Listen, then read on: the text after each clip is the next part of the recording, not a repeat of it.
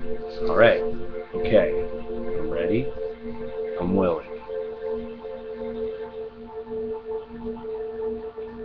Teacher, they said to Jesus, this woman was caught in the very act of committing adultery.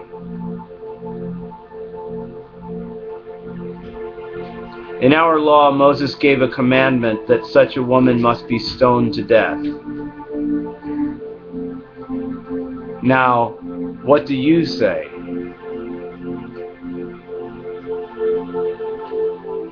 They said this to trap him so they could accuse him. But Yeshua bent over and wrote on the ground with his finger.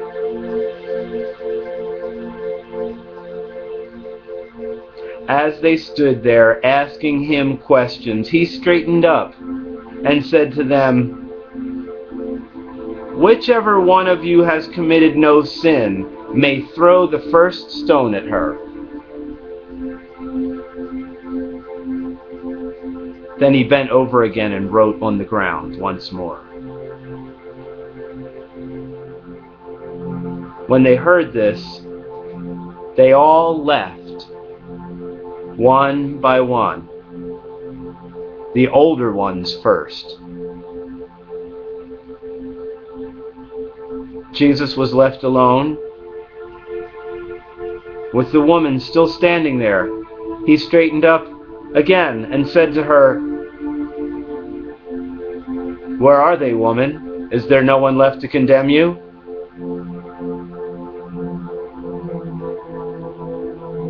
No one, sir, she answered. Well then, Jesus said, I do not condemn you either. Go,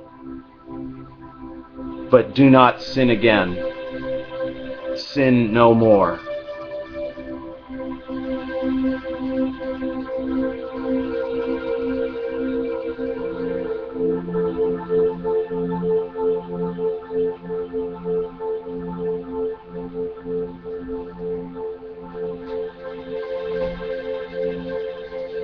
There's another place where Jesus says, you are in error because you do not know the scriptures or the power of God.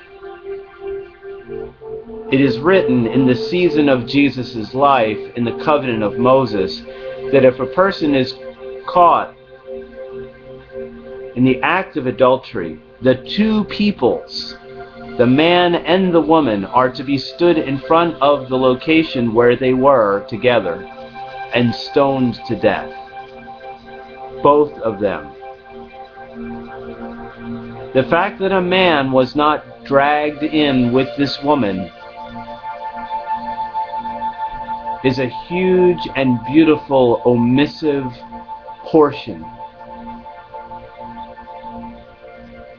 The man is held more responsible. And this is balanced out by the warning of the immense power that the woman's beauty has. Even so powerful that she should be taught from her youth the immensity of her strength, just her body, and the possessible loveliness of it. In a way, irresistible. In a way, even an agent of ruin through distraction for a man, if you care.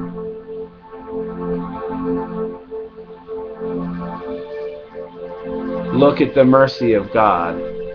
Each one of us has a foot stuck in a bear trap, a flat tire, an area, a region where we ought to be dragged in and condemned.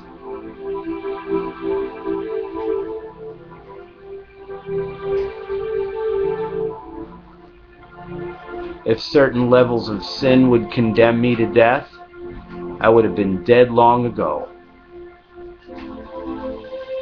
But the mercy of God, But Jesus says, I don't condemn you either. Go, but sin no more,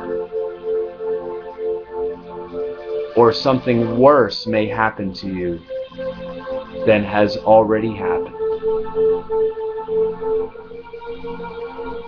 Oh, the sweetness of God. Taste and fill with the sweetness of the friend who is ever present, Jesus. Predicted for thousands of years, the Dead Sea Scrolls prove that the Old Testament has never changed. The New Testament is a literary miracle of the highest order, reproduced as if there was a printing press. Painstaking reproduction of 4 little accounts of Jesus' life and a handful of letters, a tiny set of writings, painstakingly duplicated in such numbers and spread around the world 1,500 years before there was a printing press and movable type in reasonable number. The New Testament is a literary miracle of the highest order. No other book like it exists in the duplication sense. The Hebrew Scriptures are a bizarre, preserved entity. Study Septuagint.